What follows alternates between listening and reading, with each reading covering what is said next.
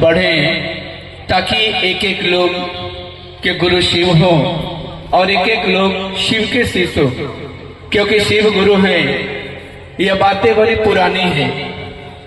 शिव गुरु हैं, ये बातें पुरानी हैं, लेकिन हम लोग इस बात को जानते नहीं थे कि उस शिव को हम अपना गुरु बना सकते हैं। क्योंकि अभी तक हम लोग शिव को बाबा मानते थे, जल चढ़ाते थे, पूजा करते थे, उनके परमात्मा स्वरूप से हम लोग जुड़े थे, लेकिन इस बात को जानते नहीं थे कि शिव को अपना गुरु बनाया जा सकता है। लेकिन आज हम सभी लोग बहुत सौभाग्यशाली है कि जो आज के इस परिवेश में, आज के इस कालखंड में हमारे साहब इस धरती पे आए हैं और इसी शिव की ज्ञानदाता स्वरूप को लेकर आए, क्योंकि उनके ज्ञानदाता स्वरूप से लोगों को जोड़ने का यह संकल्प, यह चाहत हमारे साहब के मन में हुई कि एक एक लोग धरती पे अज्ञानता में है और अज्ञानता में अपने जिंदगी को व्यतीत कर रहा है। चलो चलो सबके गुरु शिव हो जाए, सब लोग शिव के शिष्य हो जाए तो सारा वसुंधरा शिवमय हो जाएगा, प्यारमय हो जाएगा और हर जगह शिव ही शिव नजर आएंगे, हर जगह प्रेम ही नजर आएगा, तो हमारे जीवन में कल्याण हो जाएगा। तो इसलिए हम लोगों को शिव को अपना गुरु बनाना है और साहब अपना बनाने के लिए हम लोगों को 3 सूत्र दिए हैं और इस 3 सूत्र का हम लोग अपने व्यवहारिक जीवन में अगर इसको अनुपालन करते हैं तो हमारा आपका मन धीरे धीरे गुरु की दिशा में चलता है। जैसे हम लोग 3 सूत्र का पालन करते हैं तो हमारे मन में धीरे धीरे परिवर्तन होता है, धीरे धीरे हमारे मन का मनोभाव बदलता है और आज कहा ही जाता है मन की दशा और दिशा भी बदल गई है। आज बड़ी सौभाग्यशाली है कि आज हम सभी भाई बहन अपने गुरु की बात को सुनने के लिए आए हैं, ताकि गुरु की बात को हम लोग सुनेंगे तब न दूसरे को सुनाएंगे। गुरु की दिशा में एक एक लोगों को ले चलने का प्रयास करेंगे ताकि सबके गुरु शिव हो जाए, सब लोग शिव के शिष्य हो जाए और हमारे साहब का जो चाहत, साहब का जो संकल्प, दीदी माँ का जो सपना है वाकई धरती पे एक एक लोगों में अवतरित हो जाए, एक एक लोगों का मन उस गुरु से जुड़ जाए, एक एक लोगों का मन अपलावित हो जाए ताकि उसका मन गुरु की दिशा में चले और अपने गुरु की चर्चा करके सामने वाला व्यक्ति को सुनाए, समझाए, ताकि एक एक लोगों के दिलों में हमारे गुरु अवस्थित हो जाए, उसके दिल में हमारे गुरु प्रतिष्ठित हो जाए ताकि उसके भी गुरु शिव हो जाए और वो भी शिव के शिष्य हो जाए। कल के लोगों ने उसी शिव को मंदिरों में प्रतिष्ठित किया, लेकिन आज हमारे साहब उसी शिव के एक एक लोगों के दिलों में प्रतिष्ठित कर दिए। आज सबके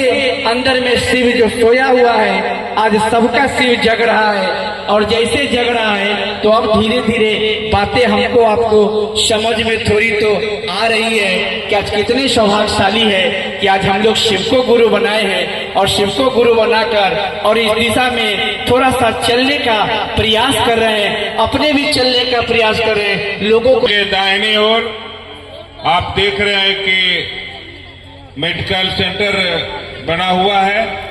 जो भी यदि सुविधा प्रदान करना चाहते हैं तो आप वहां जाएं, व्यवस्था उपलब्ध है, आप वहां जाएं मेडिकल काउंटर पे। हेलो, मेरे गुरु शिव महागुरु महादेव की असीम दया से आज इस शिव गुरु महोत्सव में हम लोग उपस्थित हुए अपने गुरु की बात करने के लिए। मेरे जीवन का फर्स्ट अनुभूति है कि इतने बड़े मंच से अपने गुरु की बात करने का सौभाग्य मिला। हम लोग साहब दीदी के ऋणी हैं। पूरा वेद, पूरा शास्त्र या ऋषि महर्षि भी बोलते आ रहे थे कि गुरु हैं, जगत के गुरु हैं, गुरुओं के गुरु हैं। उनको मैं 2010 अक्टूबर या नवंबर से एक अनुभूति छोटा सा बता देता हूं। अक्टूबर और नवंबर से शिव को अपना गुरु बनाया। उस समय मैंने परेशानी में शिव को अपना गुरु बनाया। मैं परेशान था, बहुत सारे लोग मिलते थे, अलग अलग तरीका बताते थे। कुछ ने कहा कि आप किसी शरीरधारी को अपना गुरु बना लीजिए, क्योंकि जीवन में गुरु की आवश्यकता होती है। मैं इसी उधेड़बुन में था। एक दिन एक गुरु भाई पिपरा के थे, वो मिले और उन्होंने बोला कि आप महादेव को गुरु बनाइए। मैंने महादेव को गुरु बना लिया। उसके बाद जो मेरे जीवन में परेशानियां थी, तो शुरुआत में तो थी, महादेव को गुरु मानने या ना मानने के बीच की बात है। तो मेरे पास एक जन्म कुंडली था मेरा। तो कुंडली जो मैंने देखा, तो संस्कृत की भाषा थी, समझ में तो आती नहीं थी, लेकिन उस पर कुछ अंक था, जैसे 2011-12 ऐसा कुछ लिखा था, वो मैंने देखा। तो एक मेरे ज्योतिषाचार्य थे जो जान पहचान के थे, उनको मैंने बुलाया और उनको कहा कि पंडित जी थोड़ा इसको पढ़ दीजिए। तो जब उन्होंने देखा तो हंसने लगे और बोले कि आप फन्ना बाबू के लड़का हैं। हम कहे जी, तई हम ही न लिखे हुए, हम ही न बनाए हुए हैं, मेरा ही बनाया हुआ है।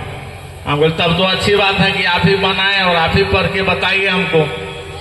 तो कहा ठीक है, इसमें जो लिखा हुआ है सब ठीक है। हम कहे सब तो ठीक है, लेकिन 2011 के बाद इसमें कुछ लिखा ही नहीं है। तो उन्होंने बोला कि 2011 के बाद ऐसे ही स्थिति रहेगी। मैं बोला कि कैसी स्थिति? अभी मैं जिस परेशानी में हूं, क्या यही स्थिति रहेगी 2011 के बाद, या इसमें सुधार होगा? वो कुछ नहीं बोले, हंसने लगे कि नहीं नहीं ऐसा थोड़ी होगा, सुधार तो होगा। मैं बोला पंडित जी आप जाइए।